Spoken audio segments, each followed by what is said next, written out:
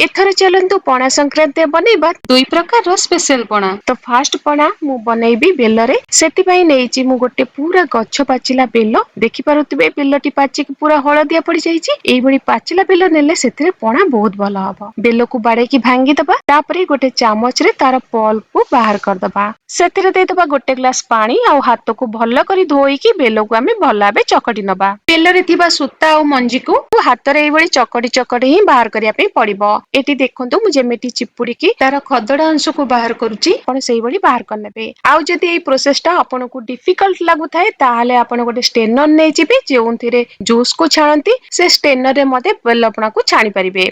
तो देखंतु एटी मु नै गोटे स्टेनर आ सेतिरे आमे बेलपणा को देकी छाणी नबा खदडा अंश को तो आमे बाहर कर दैचंदी आ जहा भी किछि अछि से आराम से बाहर जिवो। गोटे चामच द्वारा आमे एई भली ताको प्रेस कर नबा जा द्वारा कि एक्स्ट्रा जूस सेतिरो भलाबे बाहर जिवो। एथर बेलपणा रे आमे चीनी यूज करिबानी चीनी बदल रे गुड़ यूज करिबा। गुड़ देह पई हेल्दी हेताए। एथिरे मु दे देउची गोटे बड़ चमच गुड़ एथिरे आमे आउ भी किछि मीठा जिंस ऐड करिबा तो सेति पई गुड़ मु अल्प देइची। एठी मु हाफ लीटर खीर रे छेना छिंडे की रखितिली ताको दे दबा तापर सेतिरे दे दबा हाफ कप दही गोटे कदली को चकटी की दे दबा। एठी पणा रे मु गोटे कदली देइची आपण चाहिले दुईटी कदली भी देई परिबे आपणक इच्छा आपण एथिरे जहा भी फ्रूट्स ऐड करि परिबे। तापर फाळे एप्पल को तार चोपा छडेई ताको पूरा फाइनली चॉप करि दे दबा। एठी फळ गुडी को ना पूरा टिक टिक करि काटिबे पणा रे पीला बेले भल लागिबो। तापर देखंतु मु सेतिरे देइची किछि डाळिंब मंजी आउ किछि डाळिंब मंजी रखिथिबा परे सेतिरे गार्निशिंग करिबा। तापर किछि अंगूर को मध्य फाइनली चॉप करि देइची तापर फाळे नडिया को कोरिकी सेथिरे देई देइची। तापर सेथिरे देई दबा गोटे मुठा बुंदी जरा भी मीठा सेति पई मु गुड़ कम देइथिली। बुंदी जरा एटी ऑप्शनल जदी मिलिला देबे नहले स्किप करिवे। तापर किछि आलमंड को सेतिरे मु फाइनली चॉप करि देइची आउ किछि काजू को मध्य फाइनली चॉप करि देइची। या छडा आपण एते किसमिस भी देई परिबे। एबे सेतिरे देई दबा गोटे छोटो चमच गोलमरिच गुंड आउ गोलमरिच गुंड को संगे संगे कुटी की देबे। गोलमरिच गुंड ही बेलपणा रे आनिबो बहुत बढ़िया फ्लेवर। तो एथिरे गोलमरिच गुंड तो निहाती भाबे दबा फ्लेवर बढ़ेबा सहित डाइजेशन रे भी हेल्प करिवो। एबे हाथ रे याको भला भाबे गोळी नबा एथिरे गुड़ देइचंती तो गुड़ को भलो करी एथिरे मिसई नबा। गुड़ तो देह पई हेल्दी किंतु आपन को जदी गुड़ पसंद न थाए ता बदल रे एथिरे आपण चीनी नहले मिश्री गुंड भी देई परिबे। एटी देखंतु गुड़ एथिरे भला भाबे मिक्स होई गलानी। एटा बहुत मोटा अछि देखि पारुथिबे। एबे आमे सेथिरे बहुत बढ़िया जिंस गोटे ऐड करबा आउ सेटा होची नडिया पानी। नडिया तो भांगीथिबे ता पानी को ना एथिरे दे देबे टेस्टी सहित हेल्दी भी रहइबो। आउ जदी नडिया पानी नथिबो सादा पानी दे देबे। ए पणा ना एते टेस्ट लागे जे बेल को भल पाउ नथबा लोक भी एई बेलपणा पी सल्ला परे आपन को सब बेले डिमांड करिवे जे एई बडी बेलपणा करिया पई। बेलपणार कंसिस्टेंसी एठी हमें बेसी मोटा तो रखिबानी किंतु बेसी पतळा भी करिबानी। पणा को बेसी पतळा कर देले भी खास लागिबोनी पीबा को। देखंतु एतिकी पतळा रखिबा। एठी पणा को टेस्ट करी आपन को टेस्ट अनुसार पणा को मीठा करि परिबे। एथिरे हमें बहुत प्रकार रो फ्रूट्स देइचंती ड्राई फ्रूट्स भी देइचंती छेना देइचंती। पणा पीला बेले ए सब पाटे रे आसले चोबे चोबे खाइबा सहित पणा पीबा को बहुत बढ़िया लागे। तो भाबुची आजिरो ये स्पेशल बेलपणा आपन को निहाती भल लागिथिबो। तो एबे चलंतु आउ गोटे स्पेशल पणा बनेबा। तो सेति पई हमें नै जिबा गोटे बड़ जगाटे तापर एठी देखंतु मु नैची गोटे पाचिला आंबो।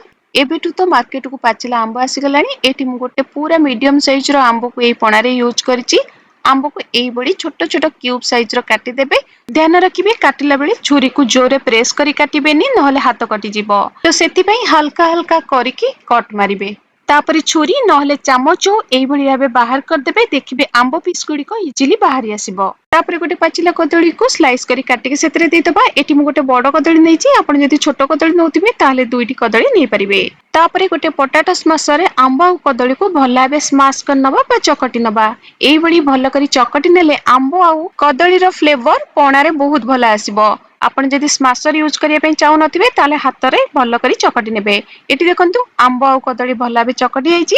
एबे सेतरे किछि अंगूर को फाइनली चॉप करके दे दबा। एथि पई आपण मीठा अंगूर नेबे खटा अंगूर नेबेनी। खटा अंगूर देले पणार टेस्ट भला आसीबनी। तापरे सेतरे किछि एप्पल को पूरा चुन चुन करी काटिकी दे दबा आउ किछि डाळिंब मंजी दे दबा।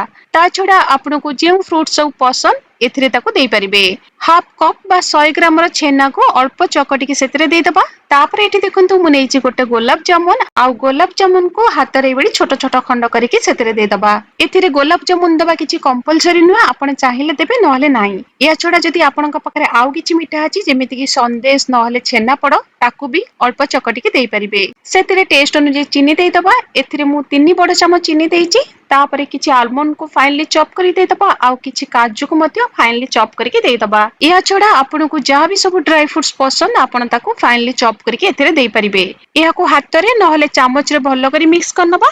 तापरे एठी देखंतु मु नेइची गोटे बड़ बाउल बसा दही पूरा फ्रेश नेबे, बासी बसा दही जम्मर भी नेबेनी। दही को घरे तैयारी करंतु किंबा मार्केट रु आणंतु, फ्रेश बसा दही एथिरे यूज करिवे। बासी दही बा 3-4 दिन जदि दही रहि जाइतिबो दही खट्टा त लागिबो आउ सेथिरु खराब स्मेल आसे। आउ जदि सेही दही रे हमें पणा करिबा पणार टेस्ट बहुत खराब लागिबो। एठी देखंतु पणा टिके गाढ़ा अछि तो सेथिरा आउ अल्प पानी हमें मिक्स करिबा। पणा को हमें एठी बेसी मोटा रखिबानी कि बेसी पतळा भी करिबानी। आउ मिठा सब बेले आपनको टेस्ट अनुसार देबे। पणा को टेस्ट करिवे, जदि मिठा कम लागु थाए सेतरा आउ अल्प किछि चीनी ऐड कर देबे।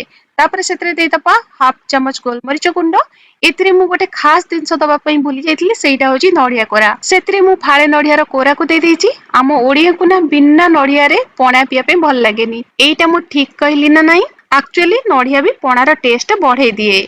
एठी देखंतु पणार थिकनेस पूरा परफेक्ट अछि। आपन जदि आउ टिके पतळा दरकार आउ अल्प पानी एथिरे ऐड करि परिबे। तापर गोटे सुंदर ग्लास रे पणा को ढाळी नबा। ऊपरे किछि अंगूर, डाळिम मंजी, नडिया कोरा, काजू, आलमंड को गार्निशिंग करनबा। एई पणार टेस्ट बहुत बढ़िया। एई भली पणा करी थरे निहाती पियंतु आउ केमिति लागिला मते निश्चय जणैबे। जदि वीडियोटी भल लागिते चैनल को सब्सक्राइब कर देबे। रहिली नमस्कार।